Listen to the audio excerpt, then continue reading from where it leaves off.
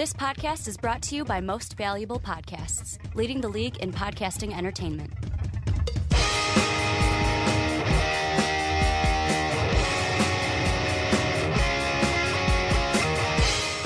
Hello, football fans. Welcome to The Onside Kick. My name is Ricky Widmer, and today only joined by Uno member today, Mark Weber in the house. Hey, how's it going, guys? Dave couldn't be here again, Mark. He, it's been a couple weeks in a row. Not that we did a podcast last week because of the holiday, but... And I hope, did you have a good holiday? A good Thanksgiving? I had a decent holiday. Decent, because you had to work? I was at work, yeah. Did you have to work the Black Friday on Thanksgiving? I did not. I had it off, but that's for other reasons. I had that off, so it worked out. Because you had to see family. Yes, I did see family. Had to eat some turkey. I ate a lot of turkey, a lot of potatoes. Smothered them with gravy. That was my plate. Turkey, potatoes, gravy. You know, we don't really have potatoes at Thanksgiving at my house. We really don't. What? How do you not have potatoes? I'm not a big potato dude. Let me ask you this, though. Mm-hmm. Here's a big Thanksgiving question for you. Was there stuffing? There's always stuffing. Now, the thing about the stuffing, though, and I'm not even that big of a stuffing fan, the concept of stuffing is really weird anyways. It's just bread, basically. But it's got some celery, some ground beef in there. It's basically bread. It's basically bread. But here's the thing about the stuffing. Now, you can make the stuffing outside, and it's on its own. Or you can make stuffing and then stuff that stuffing inside of that turkey. That's what my mom does. She and makes then it tastes both. Better. She does both. Well, she puts there's some not stuffing enough, in the there's bird. not enough room in that bird. Yeah. It's a small bird. But the reason why I asked that question is there was, for the one high school I work at, they have this Thanksgiving dinner with the entire band, and they had steamed vegetables. Ooh, I love that. Instead of stuffing. I'll take the steamed vegetables. And the reason being is we let the senior leaders pick the meal. They got to talk to the caterer and everything. Not seniors in high school, just really old people. They said that, we're going to go with steamed vegetables because stuffing's for old people. I got offended. I'm only 24 and I love stuffing. Well, you are pretty old. If I do say so myself. I'm getting there. As a 23-year-old, if I do say so myself, you're pretty old, Ricky. But I hope that everyone listening had a nice Thanksgiving. We're not going to talk about Thanksgiving for the entire podcast. We got some football just topics. Most of it, most of it. About 45 minutes. Get your turkey, your potatoes in there. We got some football topics, though. We got some Johnny Manzielisms going on in Cleveland. We got Ray Rice. Is he going to sign anywhere?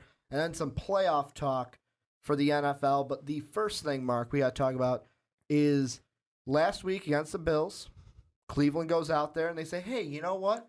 We're going to pull Brian Hoyer. We're going to put Johnny Manziel in. And then this week they go, you know what? Hoyer's our starter. Well, I mean, they never really, it's not like they made Johnny Football the starter. It was more of, this game's done. Throw the backup in there. Let's just, let's just have fun. Just have some fun, guys. I mean, it's kind of a tough situation for the Browns because obviously, they've already said, Brian Hoyer's your starting quarterback. He's not going anywhere right now. Yeah, but is he the future? See, the biggest thing with the Browns, where I feel like they have to make up their mind sooner or later, is who's the future for this team? Is it Brian Hoyer or is it Johnny Manziel? And if it's I don't think they know. And if it's not Johnny Manziel, then why did you draft him?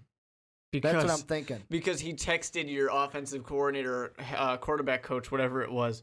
But I think it's an interesting situation for the Browns because Hoyer's your starting quarterback, but you put Johnny Manziel in there, and everyone's kind of saying like, oh, wow, he really lit up the team. The team really responded very well to when he was out there. Everyone's just excited to play. Okay, on that first drive, he did score right away, but there was that one play, that one throw over the middle that should have been intercepted. And I believe I think it was Mark Schlereth on NFL Live said today, if you make a habit of throwing those kind of balls, you're going to get intercepted. That one was just lucky and happened to get to your wide receiver. For sure. I don't know. It's interesting right now. I think they're making a good choice by going and sticking with Hoyer because, like I said, earlier in the season, they said this is our starting quarterback. Wait until the next offseason to have a camp battle.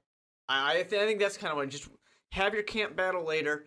Let them fight it out because neither one of them is really like that's a franchise quarterback. That's an Aaron Rodgers. That's a Drew Brees. You're not at that level with either one of these guys. So just let Hoyer do his thing out there and just let him finish this season because at least that way you have a whole season of him. You can let Manziel continue to train, continue to learn, adapt, develop his game a little bit more, and he can come into next offseason saying, man, I just sat 16 games in a row. I don't want to do that anymore. Well, and I mean, the only reason why we're having this conversation right now isn't because they benched Brian Hoyer. It's because the last 2 games for Hoyer have been in the win that they had to come back against Atlanta. 0 touchdowns, 3 INTs. Yay, threw for over 300 yards with 322, but he still had 0-3 touchdown to interception. Then against Buffalo, a $192 in the yardage category. Again, 0 touchdowns, 2 INTs. Yeah, it's interesting right now because Hoyer's not really doing that well. He started off doing really well and has shown flashes every now and then where he does a very good job. But it's very much you see him playing, you're just like, I don't think he is the answer, especially when you look long term for anything. But at the same time, we don't know what we have out of Johnny Football, and maybe that's that's the point where you have to say, all right, well then we should find out what we have with him. But I don't know. I think it's a little too late. You got 4 games left. You're really not going to get anywhere. You're in the playoff hunt. I think that's a big reason why you can't make a change right now either, because you just don't know what's going to happen if you change. You don't know, and you're still in contention. So Brian Hoyer allowed you to be in this situation, among other things, but let him continue this on. Well, and I'm going to say this. I'm a Johnny Manziel guy. I want to see Manziel get this job over Hoyer. Because to me, I agree with, and I heard it today when I was eating some lunch, watching, and by lunch I mean around 4 o'clock, 'cause that's when I eat lunch. And I was watching some NFL Live, and Mark Slaret said it perfectly. Brian Hoyer is not a starting quarterback. He is a professional backup. And I was like, you know what? I don't know. He is 10-6 since taking over the job last year for Cleveland. But if you look at his QBR from season to season, his highest QBR was in 2011 at 96.4. He only played 3 games and only completed 1 pass, so you can't really take that into consideration. But man, was it a good pass. Otherwise, and I know this has been the season where he's gotten his most games. Other than this, he played in 5 games in his rookie and his sophomore season behind Tom Brady at about a 45, 48 QBR. That's where he's kind of sitting out, 46.7. So, I mean, yeah, he's gotten more games, but he's still that mid-40s QBR quarterback, and that's a backup to me. For sure. I definitely think that's true. At the same time, we don't really know that Johnny Manziel is going to be much anything better. And that's it.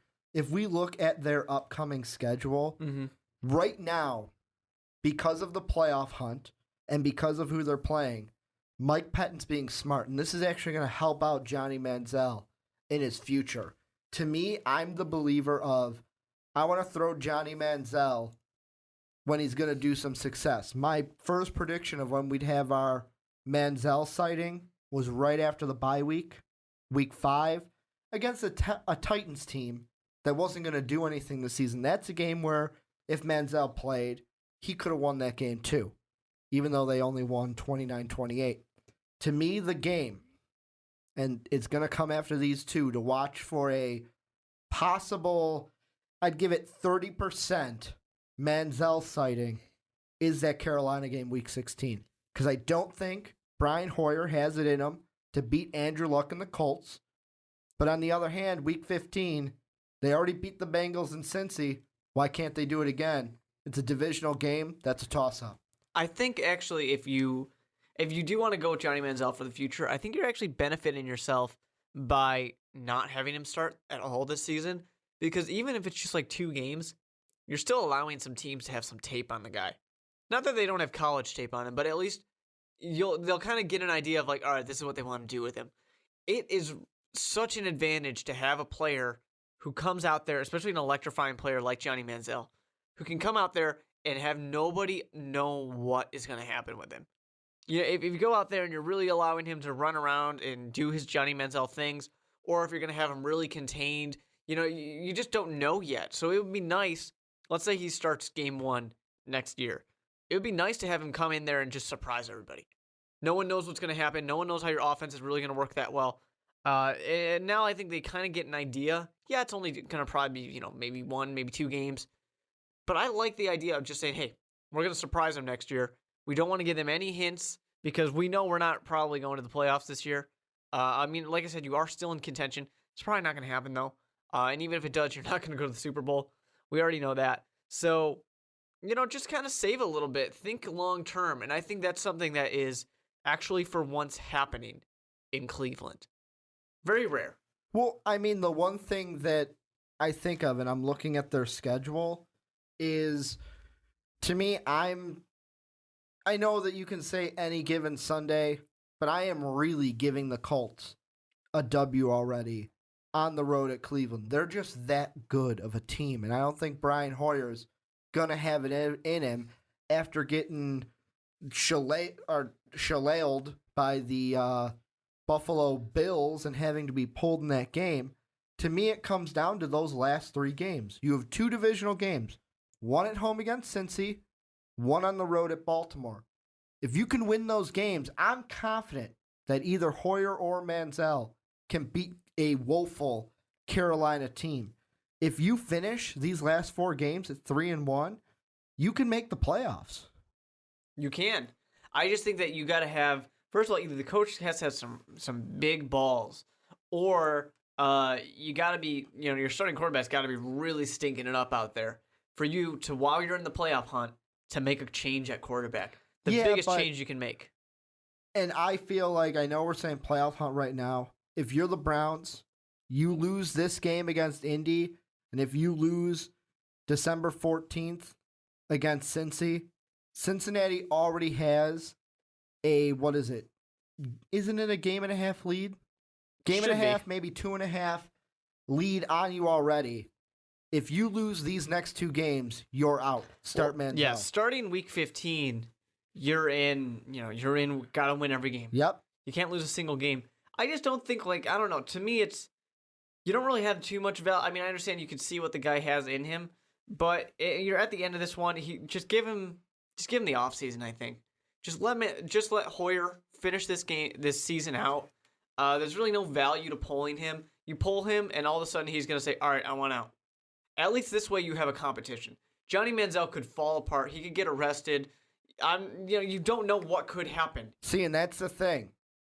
When we've talked about all before the season, Johnny Football hasn't been Johnny Football. He's been the professional Johnny Manziel, showing up to work, getting his work done. When he's asked about, what do you think about Hoyer starting over you? Has professional answers. Yep. He may think anything in his head, but he's saying the right things. He's doing the right things. Mm-hmm. I think there's something that went on with Manziel where he's actually maturing. For sure. I just think, right now, if you pull Hoyer, you lose Hoyer. At least this way you have a camp battle. But is Hoyer the future? That's the question. It doesn't matter because you never know what can happen. Johnny Manziel can get into a horrific car accident. We hope he doesn't. We don't want that to happen. I'm just saying that right now you don't want to, you don't want to do something that's going to limit yourself in the future. At least this way, because Johnny Manziel, I'm pretty sure he's prepared to quite possibly sit every single game this season. Yeah, I'm sure going into week 1 he didn't think that was going to happen, mm-hmm. But I think at this point he's kind of all right, it's going to probably happen. So I think you just don't limit yourself. Let them both come in at the spot that they are now and let them just fight it out in the offseason. Okay, I've got 2 questions in my head. I'm going to throw this one at you first. It's in the middle of the game. You're getting creamed by the Colts at home this upcoming week. Let's say it's end of the 3rd quarter, almost the 4th quarter. You're down by 4 or 5 touchdowns. The crowd starts chanting, Johnny Football. If you're Mike Pettin, what do you do? Yeah, that's tough. Because I feel like if they're getting beat down in this game, the crowd's going to turn on Hoyer. For sure. I think if he throws a interception, the crowd is going to quite possibly turn on him. Did you say 8 or A? A. Like but also one. 8. Like one. Like un interception. Un interception. I like it. I think I don't know. It's tough because if they start chanting and you put him in, that's a bad way to set yourself up. That's a bad way to do it. And that's the thing. I know Mike Pettin seems like I'm going to say strong backbone coach, but it's kind of hard not to, let's say you're down 4 touchdowns, to say, we're not going to win this game. Let's give the kid another try with the crowd behind him. If it's an away game, I'm all for, it's the fourth quarter. Just like it was with the Bills. Because that's easy. When they're chanting, put Manziel in, and you go, okay, that's just a bad look for a head coach. It means that, okay, I'm at the mercy of the crowd. Whatever they want, I'm going to do. Exactly. And then when he puts Hoyer back in to start, that's the crowd's then going to say, lose hey, the crowd, yeah. We just told you to put Manziel in. We liked you when you did it. Mm-hmm. What are you doing now? What just happened? It's rough situation. Let's hear question number 2. Well, my second question deals with, okay, like I said earlier, I was watching NFL Live today, and pretty much the only segment I caught was when they were talking about Hoyer and Manziel. But Mark Schlereth, again, was talking about why he likes Manziel over Hoyer. And he said that Hoyer there's 30% of plays, he said, that just break down, and you need, not athletic ability, but you need a quarterback who can improvise, make things happen, and when shit just doesn't go right, get the job done, and that's what Manziel does. They had a huge argument about how, that's only 30% of the time. What about the 70%? They mentioned how the team, Mike Pettin, when he talked to some of the other wide receivers, the wide receivers didn't say one or another, but they expressed positive thoughts about Hoyer. The one thing I'm thinking is because of that 30% that just break down, does Hoyer have it in him? And should that be a valid concern? Like, okay, he doesn't have what it needs to get the job done when stuff breaks down. Because Cincinnati, they can come with a tough defense.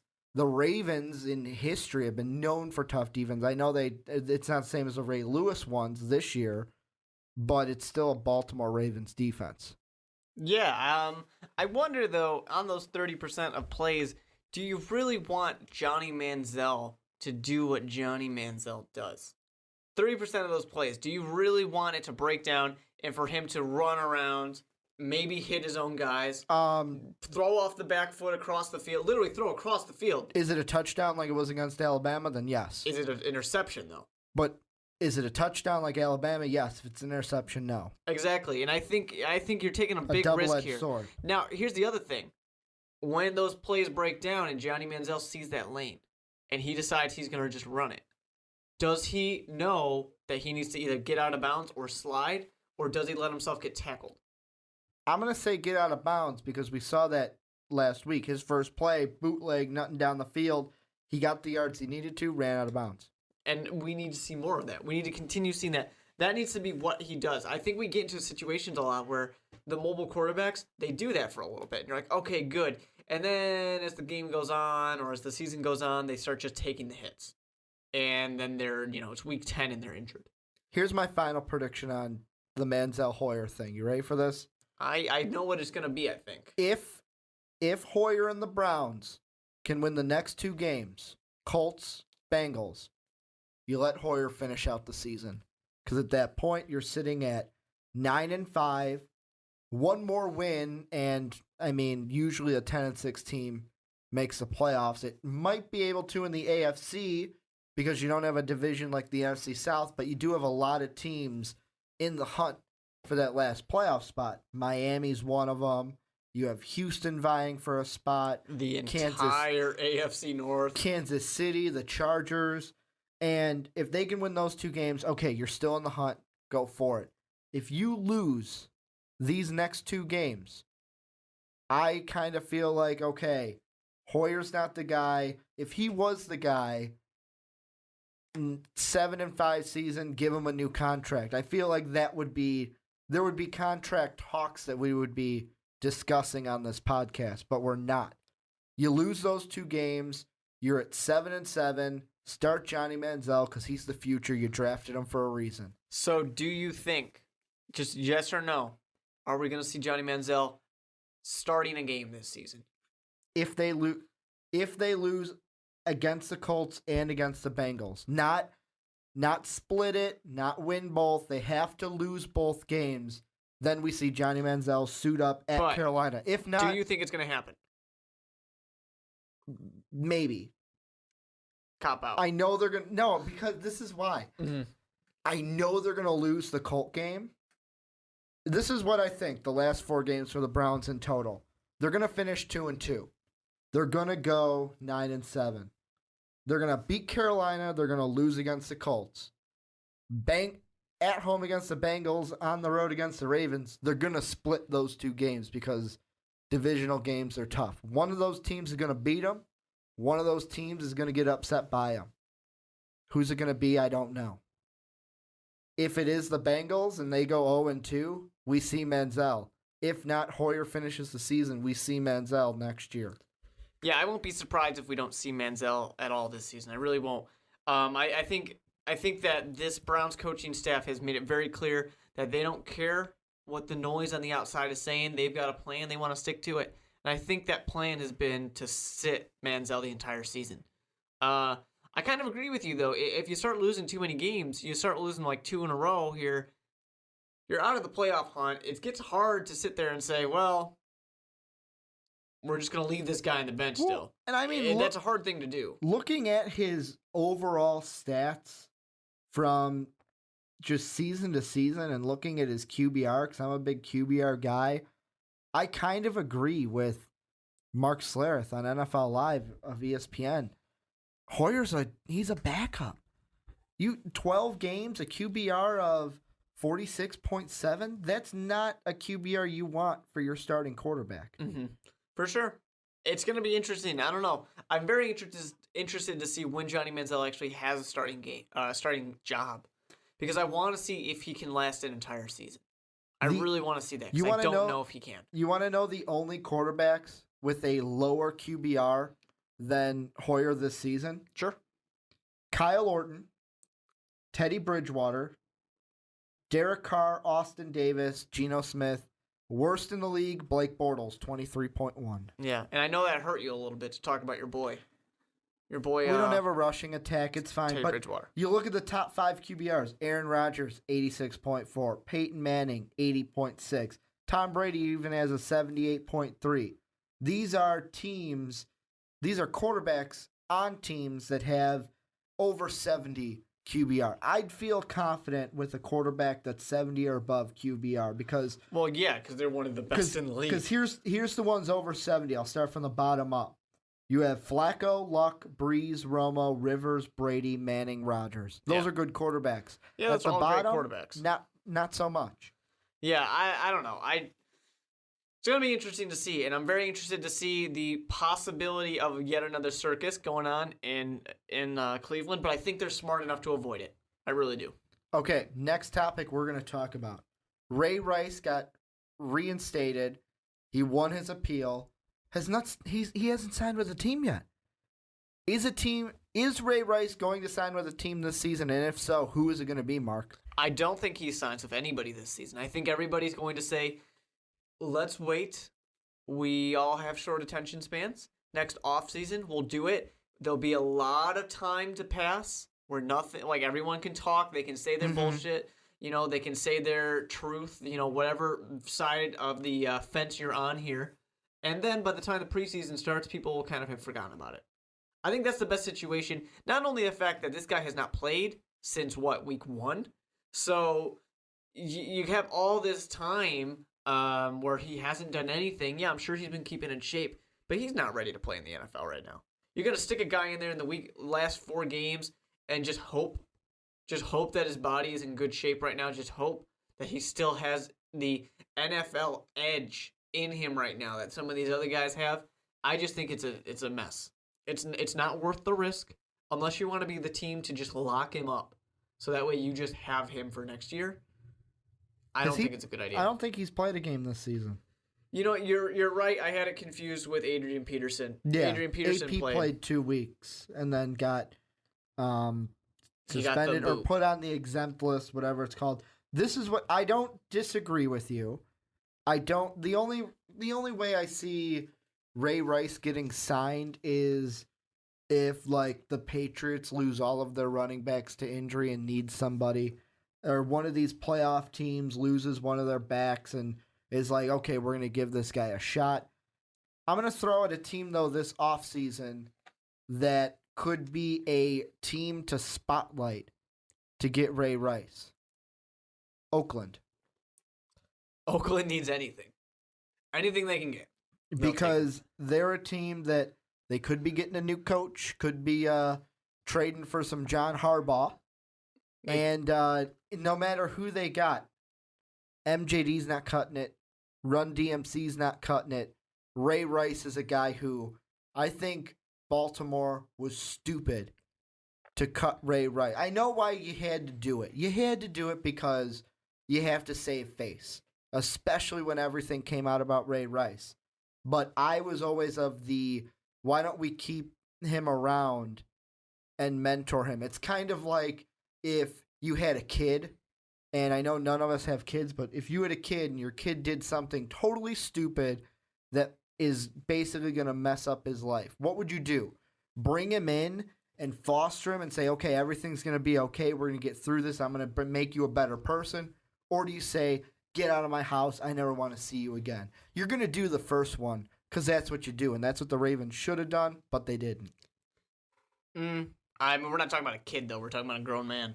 No, I know. In this I'm situation. just relating it to, in this case, an organization is like a parent to, or should be like a parent. They can dish out punishments. I mean, they are also an employer, though. Yes, well, and they can dish out punishments, and to me, I always see it like a parent over a kid, because a parent's kind of like a loving boss. I wouldn't call anything about the NFL loving. No, it's a business. It's more of a boss that says, it is a straight up business. I signed your paycheck. Here it is. If you don't like what I do, get the fuck out. I don't know. I completely agree. I mean, I agree 100% about what the Ravens did. I think it's a tough position because obviously Ray Rice is a fantastic running back. Putting everything off the field aside, he's a fantastic NFL player.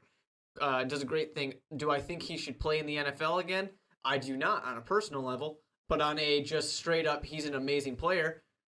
Yeah, it would be nice if you have a player of his caliber on your team. Do I, as a Chicago Bears fan, if someone said, and taking Matt Forte out of the equation, which, hey, it might even happen for all we know because he's not happy right now.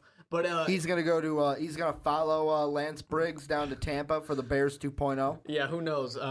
No, I think he's going to get a nice bump in productivity next season when somebody has either a fire under his ass, Mark Trestman, or there might even be, new people in the doors. But anyways, maybe, a little Harbaugh or something like that. But anyways, going back to what I was saying about Ray Rice, it's a very tough thing to do, obviously, because he is such a fantastic player. You would have loved to keep him. Every team doesn't want to be the one who has that. You don't want to be the team that said, yeah, we don't care. We want him. We just want his, we're ignoring what he did and just getting the player. But at the same time, at what point does it become, well, he's gotten past that. He's moved on. He's paid his dues, kind of like Mike Vick did. And now we can welcome him back. We're not just ignoring and taking him back. We're welcoming him back. See, and the thing that, maybe this plays into it a little bit, but I find it funny, and I saw a headline on, I think it was either ESPN or it might have been in Google, about how, Janae Rice had a different opinion of what happened than in the headline called out Peter King of Sports Illustrated and an article that he wrote. And I'm looking at an ESPN article right now that was published on the 28th where she said it's hard, and I quote, hard to accept being called a victim, and quote, never in my life have I seen abuse, nor have I seen any woman in my family physically abused, end quote. Yeah, but to be fair, a lot of, I don't know. It's very interesting. A lot of abused women do say that, though. They say they're not abused, or they say, well, and it could be, abused men too. That person really, really loves me. And I just upset them. It was my fault. They wouldn't have done it if I didn't, provoke them. Or even just, it was just a bad day. It's a hard thing to say because you don't, you when you're in that situation, you can't know how you would react. You know what I'm going to kind of relate it to? Mm-hmm. And maybe this is me. You can tell me that I'm wrong, Mark, but this is what I thought of in my mind. It kind of reminds me, as I was hearing you talk, of the girls that I knew in college and I still know today where their boyfriend could cheat on them. Oh, they break up. Then they get back together because the girl's like, oh, no. Wait, it wasn't his fault. I didn't love him enough. And, it's all my fault. And you're sitting there, you're like, no, it's all his fault. It's not your fault at all. Yeah, it's his fault. I actually literally just saw something like, I think it was this morning or yesterday morning, where it was somebody who, I love this. This person posted a Facebook status. This was like the end of, I love the end of this relationship. She literally tagged him in her status saying, hey, this guy cheated on me again, so I'm breaking up with him. And I love that because it was hilarious to do. Yeah, again. And now they started, I don't, it's tough because his status the other day, like I said, either this morning or yesterday morning, was, I love my girlfriend, tagged her. And it was just like, wait a minute, what happened? When did you forgive him? When did you forgive him again? But anyways, you're right in that situation because it's a very hard thing to say, and you never know how you would react until you are in that type of situation, although hopefully no one is ever in that situation. But it's such a difficult thing, obviously, because you have this thing where he is an employee. And there's a lot of jobs where someone would not be fired for having, this issue, this domestic abuse type of issue. But a lot of those jobs are not $1 million jobs that are in the national spotlight where you are the, and I know Dave, luckily he's not here because he hates this, but where you're not a role model for children. Yeah, and I don't want this to be the let's bash Dave's opinions because he's not here to defend them, but we're going to talk about him anyways. I've been in conversations with Dave about this where if you're new to the podcast, Dave, who is absent today, hates that you use the word role model with athletes because he uses like the Ray Lewis as an example with what happened when he was at the U. Allegedly, or what we'll be saying about Jameis Winston when he gets to the pros. Allegedly, yeah. And it's hard to get away from that because I think of my childhood. Michael Jordan was a huge role model to me, and this is the part where I get to the other side of the coin with this. Michael Jordan, possibly my biggest sports role model of my childhood, growing up here in Chicago, watching the Bulls win since I was too young for the first three, watching them win against the Sonics, the Jazz, and then the Jazz again. Biggest role model for me. As a kid, I didn't know anything about what was going on in Vegas. But on the flip side, Twitter wasn't invented yet. Oh, yeah, for sure. So, and I don't think you could, I'm sure you could find kids out there who, kids in Baltimore who are big Ray Rice fans and don't know a single thing. Just didn't even something like this. It's different now because of it's like our boss, Peter Creighton, always said, we're in a society now where we need the latest news. Twitter, we can go on our phones and get news up to the date. When it happens, you could send out a tweet, and if you're a big sports writer, boom, over 1,000 people just saw that news break on your Twitter. And there's plenty of kids out there who are not part of this and are not, whether their parents don't let them or they just don't care. Yeah. But then, of course, there are other kids that are on it, and they do see that. They do care. So it's a tough thing to say. There is not, I don't believe, and I mean, when you take your personal feelings out of this situation, because personally, I don't want to see him play in an NFL uniform ever again. Same thing with Adrian Peterson. No one see either one of them. And I think this argument goes to both these guys right now. But when you take all of that out of it, your personal feelings, I don't think there's a right or a wrong answer to this. No. And it's all about how you personally feel. Like with me, would I care if he never played in the NFL again? No. But I'm the type of person that I want to see people, if they can change for the better and make up for a mistake that they have made, they deserve that chance. You know what I mean? Mm-hmm. But it's a very selective, like, this is where I get a little hypocritical. In a situation like this, I think Ray Rice deserves the opportunity to make up for his mistake of what happened. But on the flip side, if a girl cheats on me, you're not getting a second chance. Well, so yeah, I'm a little hypocritical. Personal situation. It's very easy to be on the sidelines here and go, oh yeah, you know what? The NFL shouldn't be allowed to suspend somebody. Who are they? Who are they to judge you? But yeah, it's really easy to sit on the sidelines and say that. Well, and also, I mean, like you said, one was very personal. I bet I'd have a different opinion if I grew up in a family of abuse, which I didn't. Sure. I grew up in a very loving family where, I mean, my parents fought. Every parent's fight. It's like my mom says, there's going to be fighting in any relationship. Mm-hmm. That's just what it is. It's just nice when there's, not hands involved. Yeah, I never grew up with, like, abuse. I grew up with, there was verbal fights, and I never had to worry about, oh, well, are my parents going to get a divorce? It was a very loving family. Mm-hmm. But we fight like all families do. Yeah. And it's I don't know. It's such a tricky situation. I definitely think both these guys, if they're allowed to come back, they will come back.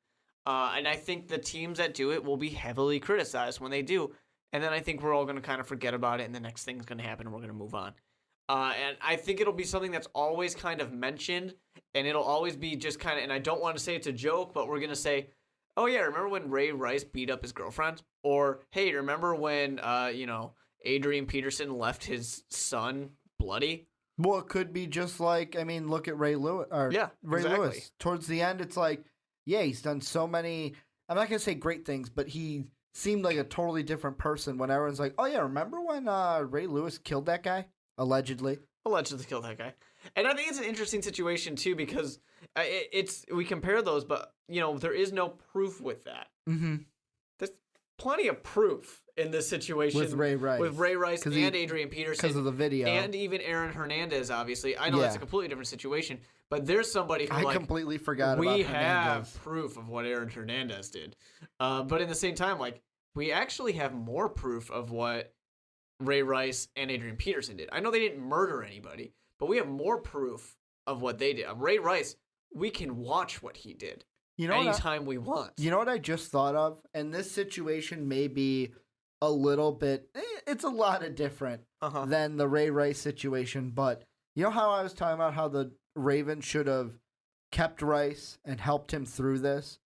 You know who had a similar thing happen? I think it was a year or two ago, I'm going to fact check myself, was the Dallas Cowboys. And I only thought of this because the former player, Josh Brent, that's the guy, the drunk driving guy. He was a former Fighting Illini, and that's why this popped into my head, if you're unaware or you have forgotten, Brent got into a car accident with former teammate and former Fighting Illini player as well. They both played for Illinois. They were both on the Cowboys. And he got into a car accident, ended up killing his teammate while and his drunk, friend. By the way. We're leaving that detail out.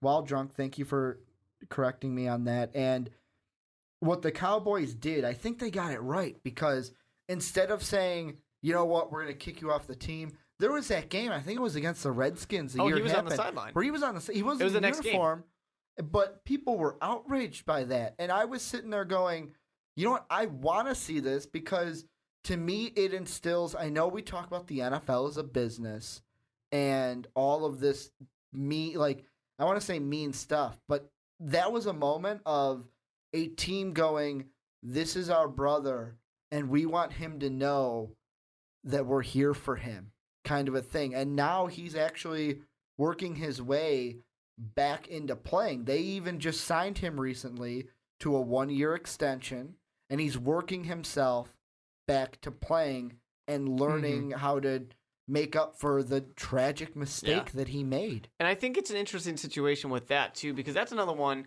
I'm not very forgiving on a lot of these things. I'm really not, because I think these people have they're given so much. And you made a stupid choice. You make a dumb choice, and I think it's kind of a situation where it's like thousands of people, and I'm being I'm underestimating a lot there. Thousands of people have the ability. Well, maybe I'm not underestimating that much, but have the ability and the desire to do what you're doing right now, and you just messed it up. I mean, yeah, you probably deserve a second chance, but you just did something dumb. And I think, and that's one where, going back to what you were saying before with the drunk driving thing, like, I ultimately have zero forgiveness, zero respect, anyone. You drive drunk once, you lost my respect. And that's just, when we're talking about the hypocrisy here, kind of just like that's a personal thing from just my childhood of knowing people who were in accidents with drunk drivers, to where from then on, someone says one time they drove drunk, and it's like, I will never look at you the same way again. Well, yeah, I'm the same way, because I mean, and I'm not defending what Josh Brent did, because I'm the type of guy where, especially if we're shifting over to the drunk driving portion of it, because that's what Brent did, like away from Ray Rice, you had the choice to do what you did. You had the choice to drink. After that, you had, even though, I mean, at that point, I would go more to you had the choice to drink, because you're inebriated, you're not making clear decisions. So, yeah, you had the choice to drive, but you really weren't with it to know what you were doing wrong. And to me, did he make a bad choice? Yes. But I am saying what the Cowboys did was the right thing to do, because it's also easier because he's like a third stringer. Well, and yeah, I know that, but I mean, we got to look at it this way. Put yourself in his shoes. You killed a guy that I believe they were roommates at U of I. They played on the same football team for 4 years in high school, because, to be honest, if you go to Illinois, you're not leaving after 3 years. Yeah. You're not that big of a pro. You're going to stay the 4 years, because that's what a school like Illinois, who's all about academics, does. They're not going to be like Florida, who every 3 years they're getting it, or at the time we're pushing out pro after pro after pro. And you spend your time there, then you're on the same team in Dallas in your career, and you end up killing him. Think about that. Think about if you right now made a stupid mistake and killed your best friend. How would you feel? Oh yeah, you would definitely be devastated. And it's a thing that's, obviously people can't come back from, but it's one of those things where it's like, that's nearly impossible. I think at the same time, though, just trying to go on the other thing of just like the difference, this is just more hypocrisy in the league, I guess. But if Tony Romo killed accidentally, same situation, DeMarco Murray. Tony Romo's not on that team anymore. He's kicked off. Guarantee it. He's not on that team anymore. It's really easy to brush it under the rug when everyone goes, who? Yeah. Who's that guy? And then they forget because they can't remember his name anymore. But so it's just an interesting, it's an interesting situation. And that's the thing we're seeing now. Like, for example, I'm going to look it up because I can't even remember the guy's name. It's also, I think, a little easier in the Ray Rice, Adrian Peterson situation when it's children involved. Because in this case, we go, all right, well, that teammate allowed this guy to drive him home drunk. Well, that was a bad decision. These kids can't help it. Well, it's like, I'm going to throw this name out there and you tell me what he did. Jonathan Dwyer. Do you remember what he did this year? Oh, was this, you know what? No, I don't. He was the arrested for domestic violence over his wife, where I believe he either threw a shoe at her or his son. Mm-hmm. Yeah, no one remembers that because he's Jonathan Dwyer, back up to who's their running back on the Cardinals? He was a backup. Yeah. No one even brings him up anymore. When you talk domestic violence, it's Ray Rice, it's Adrian Peterson. Exactly. I mean, we could even say, back when Brandon Marshall had his issues, and there's other things going on in Brandon Marshall's head. As we all know, he's got some mental illness issues. Couldn't get it, and when I say couldn't get it done in Denver, he didn't have the help he needed in Denver. Yeah. Came to Chicago, got the help he needed. He hung out in Miami for a little bit. Before Was that he as in well. Miami before the he Bears? Was the trade happened with Miami. That we Okay, got him from. so he went from Denver to Miami, then to Chicago. Okay. But it's just I don't know. It's an interesting situation where it's a little different, and it's really a case by case thing, I guess. And I kind of get annoyed sometimes when you see people complaining that the NFL has no consistency, and yeah, they don't. But this is a case by case thing. You can't say that, lynching your child essentially, because he hit him with a switch. It's a stick. You're basically lynching your child here. You can't really compare that to Ray Rice, even though they're both horrible things. You can't really compare that to Aaron Hernandez. You can't really compare it to, somebody, Josh Gordon, getting suspended for smoking a little too much weed or for drunk driving. None of these things are comparable. So I kind of wonder, people keep complaining there's no consistency. Okay, so do you want me to write out and say, if you hit your wife, your kid, drink and drive, smoke weed 3 times, because essentially that's what the rule is, you get suspended for 6 games. Also, if you kill somebody, 8 games.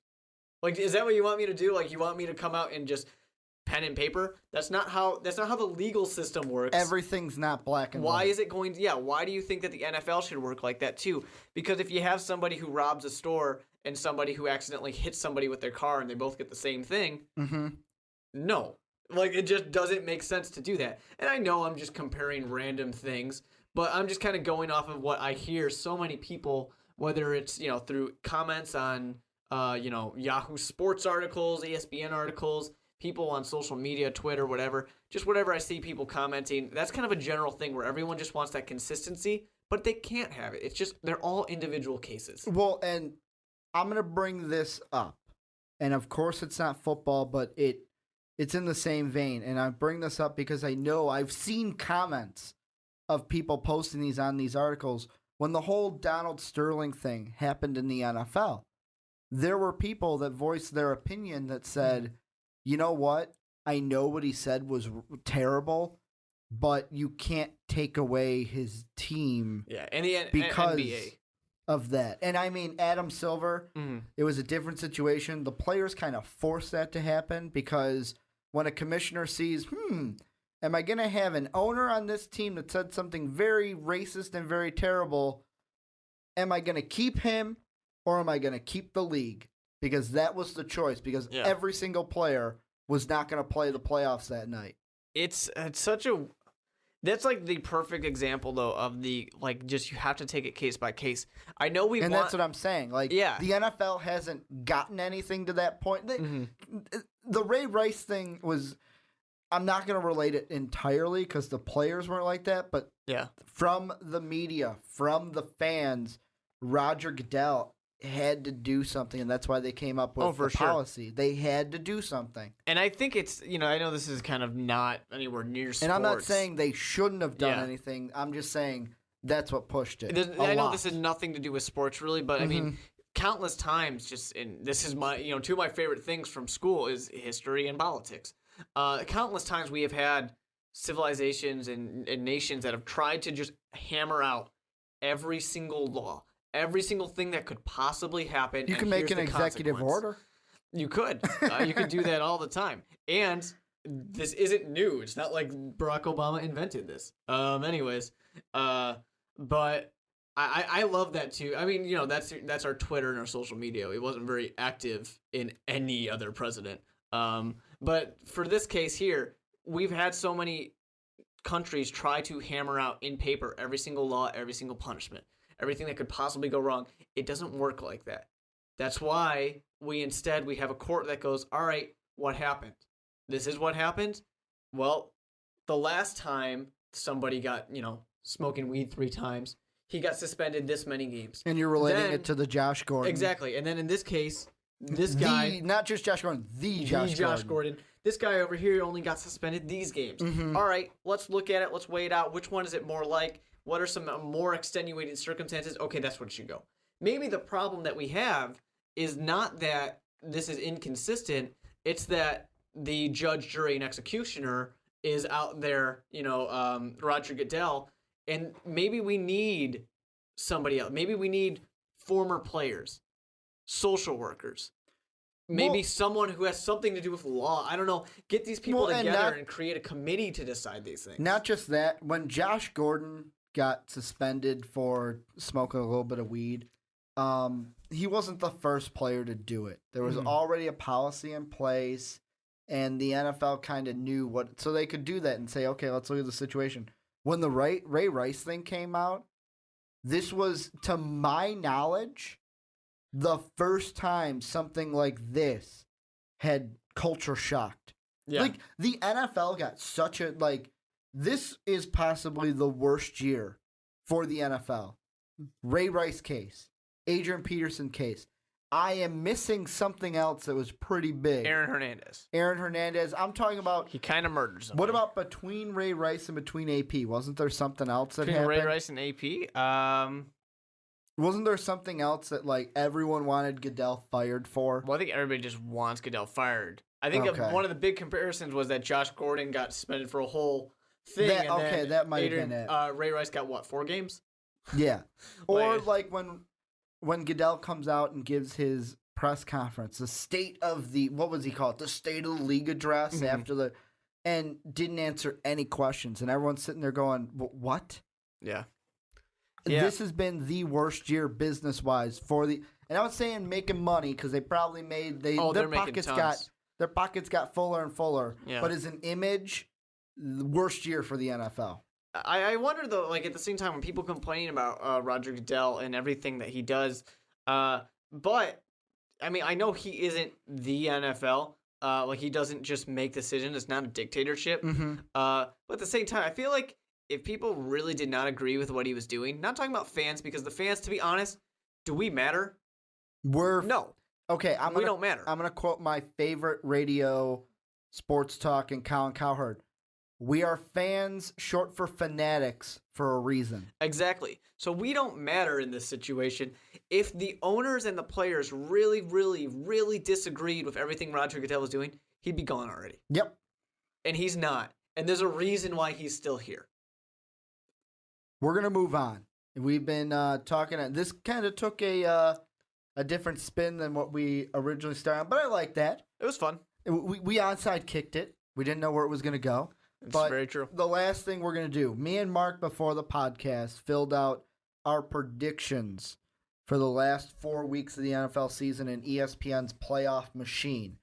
We're going to quickly talk about what would happen with our predictions game by game. We went through it all. Here's our playoffs. We'll start with the AFC. New England and Denver, both 13-3, get the 1 and 2 seed respectively. They get the byes. Our first round wild card games would be 10-6 Miami at 12-4 Indy, and then 10-6 Kansas City at 11-4-1 Cincinnati. Letting a team that ties get in. It's just not. If you tie, you're not allowed in. And the Browns in this situation, we had them losing to the Colts, losing to the Bengals, and then beating Carolina, because Johnny football game. Yeah, beating the Ravens. If they win that Bengals game, based on what we have, they still don't get in. They finish 10-6 and don't get in. Because Cleveland would be 10-5-1. Or Cincinnati. Or Cincinnati would be 10-5-1. Just missing out. And, Miami would be a big surprise getting in. Yeah, they played really good. They got a strong defense out there. But, man, would they be surprising to show up in the playoffs. Well, I mean, the teams that would miss out, Cleveland at 9-7. Houston 9-7, Buffalo 8-8, San Diego 8-8, Pittsburgh and Baltimore would also be 8-8. So I mean, the only under 500 teams would be the Jets, of course, Jacksonville, Tennessee, and Oakland. That's 4 teams. Yep. 4 teams that finish under 500. When you say them finishing under 500, I know. But if those seedings happen, Miami would be the 6. So that's how you do it. Miami's 6, Indy's 3. KC's 5 and Cincinnati's 4. I don't know about you. I would say Indy and KC win because Andy Dalton can't get it done in the playoffs. No. Then you would have Kansas City at New England. New England wins. Of course. Colts at Denver. Toss-up game for me in the playoffs. I don't know. It's very interesting. Very interesting. Peyton Manning would get the win. We'd get our Tom Brady-Peyton rematch, but it would be a great game to see Luck have to go through former Colt quarterback Peyton Manning to meet Tom Brady to get to the Super Bowl. He would have to go through both of the top dog quarterbacks just to get his first Super Bowl. Yeah. It would be, I don't know. That would be a lot of fun to watch. All those, I mean, you got all the big dogs. Everybody you want in there from the AFC, just waiting there. The only thing I would prefer is if Phillip Rivers could have gotten in there instead of Kansas City. You can disagree with me. Disagree with me if you must. We would see Pats and Bronx in the at Foxborough for the AFC Championship game. Tom Brady goes to the Super Bowl. I don't know. They're on such a roll right now. They're doing incredible things, but at the same time, Denver's just that team that they just go out there and they're like, "Hey, we don't care. We're here. We're just gonna keep moving." Tom Brady's not gonna stop us. He's gonna beat the Broncos like he did earlier this season. Goes to the Super Bowl. We'll see. We'll see. Here's our NFC. Green Bay at number 1, Philly at number 2, 13-3 also respectively. So all the top 4 teams in the league, 13-3. Then you have 6 seed 11-5 Detroit playing at 3 seed 12-4 Arizona rematch. Then you have 5th seed Seattle 11-5 playing at the 4 seed Atlanta 7-9. So Seattle would get their own treatment of playing a team that made the playoffs under 500. Yeah, I don't completely agree with this whole Atlanta in the playoffs thing. You want to see the Saints at 8-8. I'd rather have the Saints come in. I think you want to put because right now right now are the Bucks really going to upset the Saints week 17? Of course not. Then we'll change it. 11-5 Seattle against 8-8 the Saints. These two teams always meet in the playoffs. This is how I have it. If you don't say anything, I'm going to assume you agree. Arizona wins in Arizona against Detroit. I don't know. That's a tough one. Seattle wins on the road. Saints can never beat the Seahawks in the playoffs. No, it's sad. That Detroit Cardinals game would be a big toss-up for me. I really am not sure what I would lean. I like the Cardinals. Thinking about it again, they're fantastic. I'm gonna flip my vote because of how Stanton played. No, you know what? I'm gonna stick with the Cardinals. Faith in Stanton. In Stanton we trust. I just don't know. It would be pick one. You got to pick tough. one. If I'm gonna have to pick one, I'm gonna pick Detroit. But okay, those are two good teams. We'll go with yours. What if Detroit wins? What would happen? Detroit would play Green Bay in Green Bay. Of Good course. old NFC North rematch. 3rd game of the season. Seattle would get a rematch with Philly. And those would be fantastic games to watch. They really would. Yeah, it would be exact rematches of earlier this season because this week 14, Seattle goes to Philly. That would what it would be in the divisional round. Is if we had for the NFC Championship just the surprise that is Detroit versus Philly. That'd be such a surprise. I think Detroit can beat Green Bay. I have them week 17. We had Green Bay winning in Green Bay. But I think if Detroit can beat an Arizona team, get the rematch there, then get the rematch in Lambeau. I like Philly. Want to go Detroit-Philly? Let's do it. I would say Philly beats Detroit. So we'd have Tom Brady versus Chip Kelly.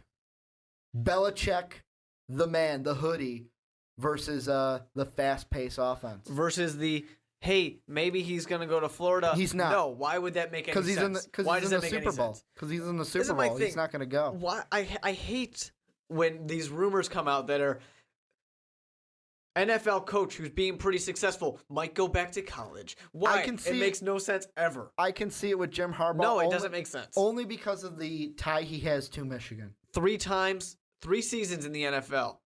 3 NFC championships. But if he gets run out of town, can he really do that somewhere else? Of course he can. Okay. Of course he can. Philly, I want him to do it in Chicago, is what I'm saying. New England, Philly, in Arizona. Who wins that Super Bowl? Which is funny. Chip Kelly. Hold on. Though. Wait. Chip Kelly returns to the stadium where Cam Newton beat him in the BCS championship. I just want to say that last podcast, which is 2 weeks ago, yes. I was all about the, you know what, or maybe it was 3 podcasts ago, I don't know. Where Trustman, I'm like, let's keep him around, let's keep doing this, we're gonna see. Then I watched that Thanksgiving game, and I said, Jim Harbaugh sounds real nice right now. I did not. That's all I'm saying. Jim Harbaugh sounds really nice right now. But anyways, to talk about, what are we talking about right now? What were you trying to bring up to me? Patriots-Eagles Super Bowl. Patriots-Eagles. I would have to pick the Patriots in that situation, but I would love to see Philadelphia just go out there and do it. Just having your head coach in his second year with some call him as good as Peyton Manning, Nick Foles out there. Mm-hmm. Yeah, well, he would come back. Yeah, we hope. He would be back from injury. Time. But here's the thing, and it would be a little symbology. I know they're not playing Cam Newton in this Super Bowl, but if that Super Bowl happened, this would be the second title game. I'm counting the BCS championship as the first that Chip Kelly would play in Arizona at University of Phoenix Stadium, as they call it. And hopefully he would do a better job this time. Yes, hopefully he would not lose to his opponent, but it's kind of hard to bet. That was not a fun game to watch. Can I ask you something? It was not a fun game because I really wanted Oregon to win. You know what I posed this week to Dave while we were watching football? You know how, 2 weeks ago we were talking about the Packers and how they're on a hot streak and is it going to last? Why isn't anyone asking that question about the Patriots? Because the Patriots are the Patriots. The Patriots are always on like a hot everyone's streak. saying, like, oh, well, maybe the Packers are getting on a hot streak too soon. Will they lose in the playoffs? No one's saying that about the Patriots, and I know the Patriots just lost to the Packers. No one's saying it about the Pats. I think the thing is for the Packers is the last time we got short attention spans. The only time we can remember the Packers getting to the Super Bowl and against winning the Steelers was when they were on a hot streak. Week 17 happened. And then they just won. That was when they played the Steelers, right? Yeah. They somehow I hate the term that when a team loses a game, to say like the Steelers lost that Super Bowl. But how did they lose that game? It still blows my mind. Everything went wrong for Green Bay, and Aaron Rodgers still did it. He still got that win. Eddie Lacy helped out a ton. True. But blows Eddie my mind Lacy still. wasn't in that Super Bowl. Not Eddie Lacy. The Starks. That's what I mean. Was that Starks' Super Bowl? Yeah, that was when Starks. You sure? Because I know Lacy wasn't there. No, it was Eddie Lacy was a rookie last year, but Starks, that was his time, and he came out, and it was like, oh wait, there's a running back on the Green Bay roster. Mm-hmm. When did this happen? Oh, week 17 is when it happened. Yeah.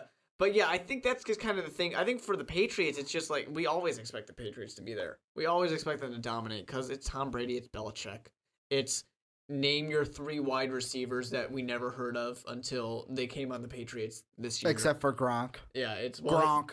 Yeah, tight end in that situation. But yeah, it's just we always expect it. We always expect them to be right in the conversation at the end. Before we end the podcast, I got one last question for you. Yes. I know they've had a ton of injuries. I believe they have 3 of their 4 starting corners on the IR. Their running back went to the IR.